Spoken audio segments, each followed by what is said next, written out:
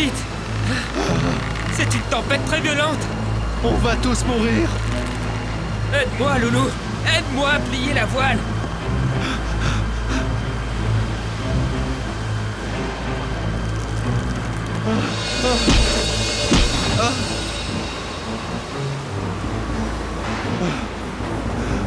Je ne peux pas monter. Tire sur la corde!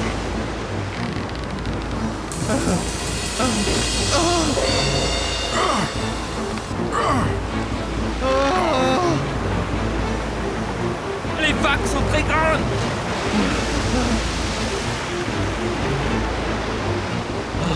Oh non, j'ai perdu mon couvre-tête. Qu'est-ce qu'on va faire maintenant, Loulou? Vas-y, parle, dis-moi! Qu'est-ce qu'on va faire? Le brouillard est bien trop dense. Voulez-vous bien cesser de bavarder tous les deux et me laisser profiter de ces douces brises? Ces douces brises? Ces douces brises? Eh bien, évidemment. Ne sentez-vous pas ce vent frais et cette douce pluie caressant délicatement nos visages? Faites attention! Moi, l'eau m'a fait tomber du haut du mât et j'ai bien failli perdre la vie dans cette chute. Et qu'y a-t-il d'étrange là-dedans? Chaque être vivant va mourir un jour ou l'autre. Je vous en prie, monsieur. S'il vous plaît, ne parlez surtout pas de mort. J'ai une peur bleue. Et de quoi as-tu peur, Morgane? Ne crois-tu pas en Allah? Bien sûr que si, monsieur. Allah est celui qui a créé la mer. C'est lui qui a créé l'air et il a créé le vent et lui ordonne tantôt d'être une tempête violente ou lui ordonne tantôt d'être une douce brise. Notre prophète Noé, paix soit sur lui, a confronté une tempête beaucoup plus violente que celle-ci. Les vagues étaient comme des montagnes lorsque le déluge a inondé la terre et a englouti les êtres vivants. Seuls les croyants en Dieu et son prophète ont survécu. Monsieur, nous nous noyons. Ce n'est pas le moment de raconter des contes. Au contraire, c'est le meilleur moment pour mentionner Allah et réfléchir à ces versets. Monsieur le capitaine, Qu'est-ce que tu as, Loulou? si vous insistez vraiment pour nous raconter maintenant l'histoire de Noé, que la paix soit sur lui, celui qui, d'après les Écritures, a vécu 950 années, alors dites-nous d'abord, s'il vous plaît, où sont les canaux de sauvetage? Je vais vous dire où il se trouve dès que j'aurai terminé l'histoire.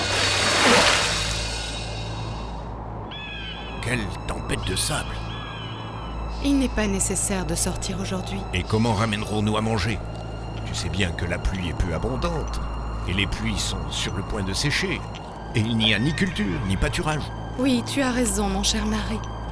Je dois vendre le lait de chèvre pour les marins au port, et quelques plantes médicinales dont ils auraient besoin dans leur voyage.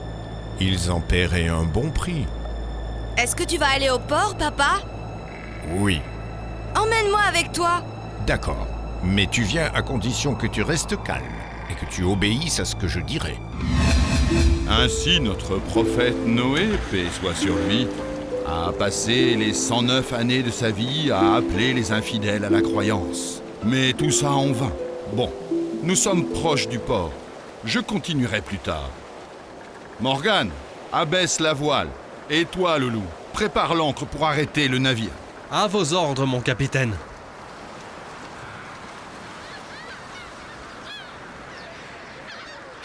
Hillel, tu es toujours vivant.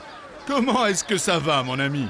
Je t'attendais, maître de la mer, et j'ai une très belle surprise pour toi. Tu me rends curieux.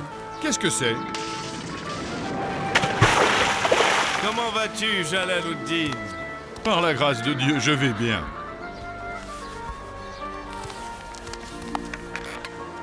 Regarde, je t'ai apporté un trésor de livres et de papiers. Tiens, ce n'est pas ce que tu m'as demandé? Le livre des nuits, l'histoire de Khalila et celle de Demna. Biographie d'Antara. Ce n'est pas ce que j'avais en tête. Tu n'avais pas demandé des histoires anciennes? Ça, ce ne sont que des histoires populaires et imaginaires, mon ami. Ce que je t'ai demandé sont les vraies histoires. Celles qui ont eu lieu il y a très longtemps et qui ont été mentionnées dans le Saint-Coran. Très bien, je vais t'emmener au marché des livres et tu pourras y acheter ce que tu voudras. allons-y alors. Morgane, Loulou, nettoyez bien le navire et recevez les boîtes de marchandises jusqu'à ce que je revienne. Tu vas partout, Ziad, tu me fatigues. C'est parce que j'ai envie de tout voir, papa. On n'est pas là pour s'amuser. Attends-moi ici. Je vais vendre les plantes médicinales. Garde avec toi ce qui nous reste de lait de chèvre, car tu pourrais avoir soif.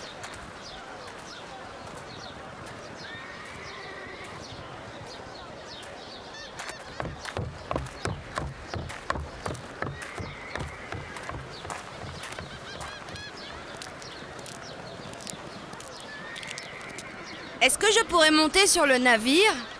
Bien sûr que non. Hé, pourquoi tu vas pas jouer ailleurs, petit garçon, hein? Ce lait a l'air délicieux. À combien tu le vendrais, gamin? Il n'est pas à vendre, mais je peux le donner à celui qui me permet de monter à bord de l'un des navires. Ce navire est le meilleur, crois-moi. Allez, monte. Bienvenue, cher visiteur. Tu peux circuler ici comme tu veux, mais fais attention à ne rien toucher. Merci beaucoup. Quel navire magnifique.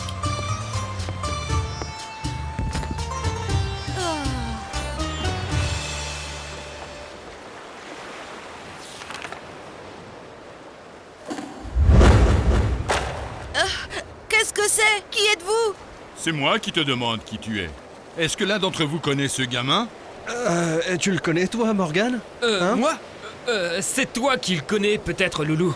Vous ne vous souvenez pas de moi? C'est moi qui vous ai donné le lait de chèvre. Si tu nous as donné du lait, c'est pour te balader sur le navire. Pas pour y dormir, hein? Oui, parce que si tu veux dormir à bord du bateau, tu dois nous donner encore du lait. Silence! Vous avez transformé le navire en un parc pour les enfants. Y a-t-il d'autres personnes qui dorment dans ma cabine? Préparez-vous pour retourner immédiatement au port. Il faut rendre ce garçon à ses parents. Depuis que je suis tout petit, je porte des vêtements de marin. Et j'ai toujours rêvé de devenir un marin comme vous. Un marin n'est pas quelqu'un de désordonné qui ferait tout ce qu'il veut quand il veut.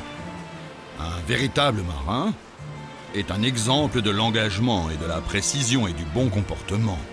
Mais qu'est-ce que j'ai fait de mal, capitaine? Demande plutôt ce que tu as fait de bon.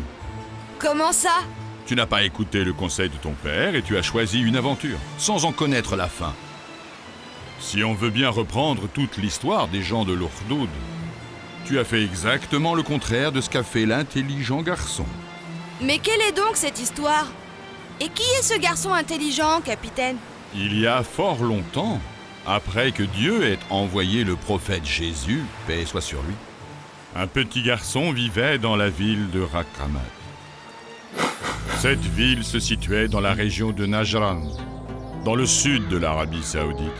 Elle était gouvernée par un roi injuste appelé Youssef Zin Hawass Hamiri. Et parce que c'était un roi injuste, il avait négligé les enseignements de sa religion juive et avait donné beaucoup de valeur aux magiciens et aux charlatans. C'est dans cette atmosphère corrompue que fut élevé notre bon petit garçon. Notre petit Abdallah a grandi. Il est temps qu'on lui apprenne un métier pour qu'il en tire profit. Oui, tu as raison. Le pâturage ne lui sera pas très utile. Que penses-tu de l'envoyer au temple pour qu'il devienne prêtre? Mais d'où sors-tu cette idée étrange? Les prêtres ne trouvent même pas de quoi manger. Nous voulons pour lui un métier qui est de l'avenir. Un fabricant de statues, un vendeur de vin, un ministre.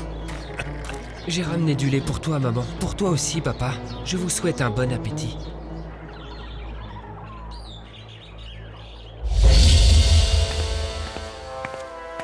Le magicien, votre Altesse Royale, demande la permission de vous rencontrer. Fais-le entrer. Pourquoi ton visage a-t-il changé, serviteur du roi? Pour être honnête, monseigneur, je ne peux pas supporter ce magicien. Je ne vois en lui qu'un bandit qui ne jure que par le mal. Peut-être, mais il sait comment influencer les gens et les pousser à m'obéir. Croyez-vous en ces mensonges, monseigneur?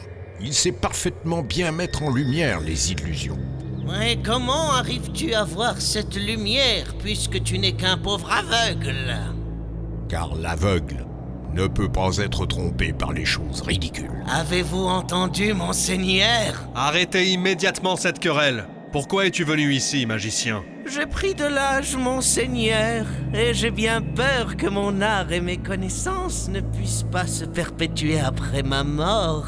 Pour cela, je suggère que vous me permettiez de former un ou plusieurs garçons à l'art de la magie. Je suis d'accord. Choisis les garçons que tu veux et donne-leur une bonne formation. Et fais bien attention à ce que cette science ne se propage pas dans la cité.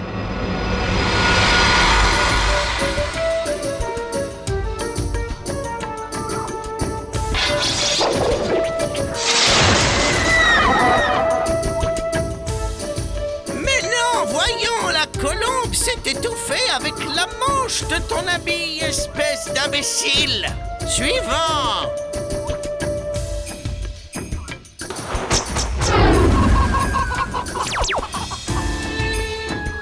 Tu ne sers strictement à rien. À ton tour maintenant.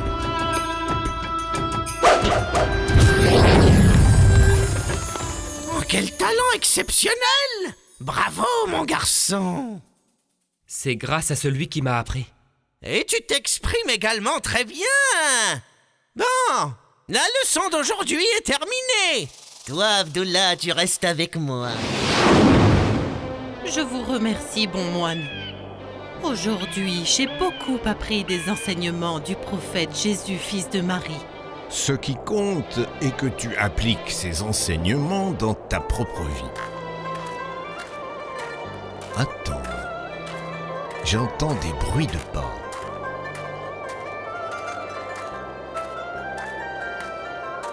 Qui est ce jeune garçon? C'est l'apprenti du magicien. Ils disent qu'il est apte à déplacer les choses et même qu'il est capable de les faire voler. C'est désolant que des gens s'occupent l'esprit par des délires insignifiants.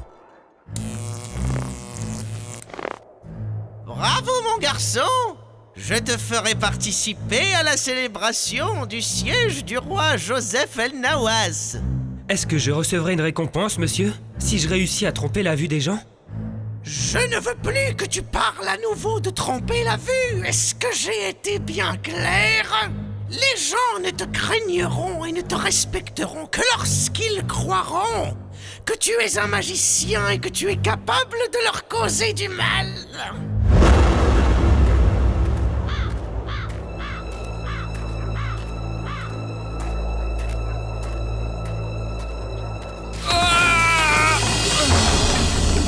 Au secours! Au secours! C'est toi le petit magicien? Oui, monsieur, c'est bien moi.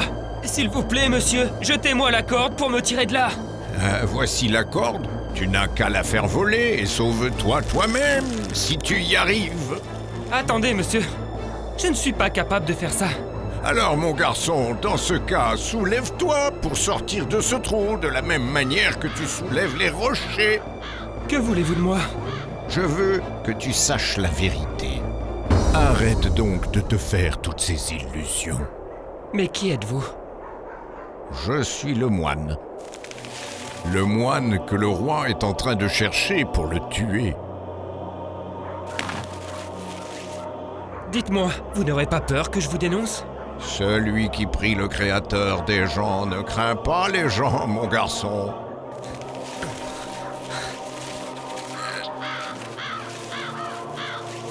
Est-ce que vous pourriez me dire quelle est l'origine de ces bons mots? C'est le cœur. S'il est bien purifié par la mention d'Allah, veux-tu que je t'apprenne quelque chose qui te serait bénéfique? Oui, messieurs, mais qu'est-ce que je dirais aux magiciens lorsque je raterai ces leçons et que vais-je dire à mes parents? Dis aux magiciens que tes parents t'ont emprisonné pour les servir et dis à tes parents que le magicien t'a emprisonné et que tu crains qu'il ne te fasse du mal si tu n'obéis pas.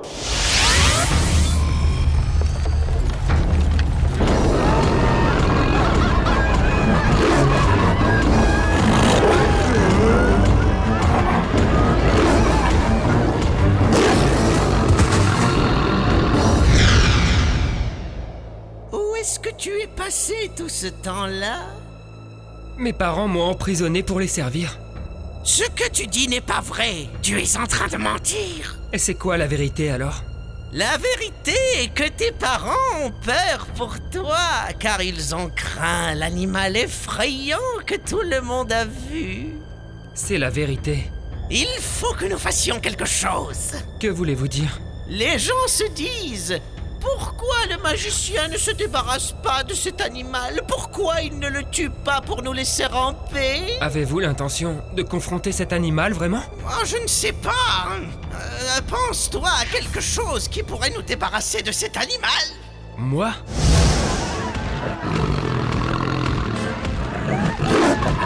Éloigne-toi de la route, mon garçon! Cet animal va le tuer! N'ayez pas peur, je l'attends précisément. Aujourd'hui, je serai si Allah est du côté du moine ou celui du magicien.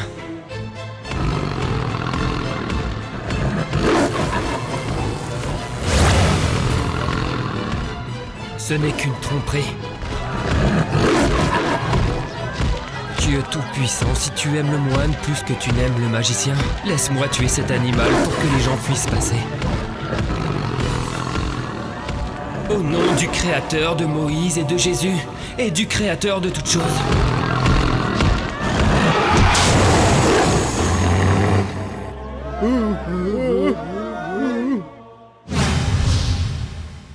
Au nom d'Allah, le tout miséricordieux, le très miséricordieux. Et lorsque tu lançais, ce n'est pas toi qui lançais, mais c'est Allah qui lançait. Et ce pour éprouver les croyants d'une belle épreuve de sa part. Dieu le glorieux a dit vrai. Le garçon s'est alors rendu compte qu'il avait choisi le bon chemin en suivant le moine. C'est une très belle histoire et sa fin est merveilleuse. Ce n'est pas du tout la fin de l'histoire, mon garçon. Ça n'en est seulement que le début. Le jeune garçon a entamé son chemin vers Dieu. Et c'est là qu'il a dû faire face à l'injustice et à toute la corruption qui régnait sur la cité. Prépare-toi pour rentrer à la maison. Mais je voudrais connaître la suite de l'histoire. Eh bien, qui sait? Peut-être qu'on se rencontrera de nouveau et que je te continuerai l'histoire du jeune garçon et du peuple de l'Urkdoud.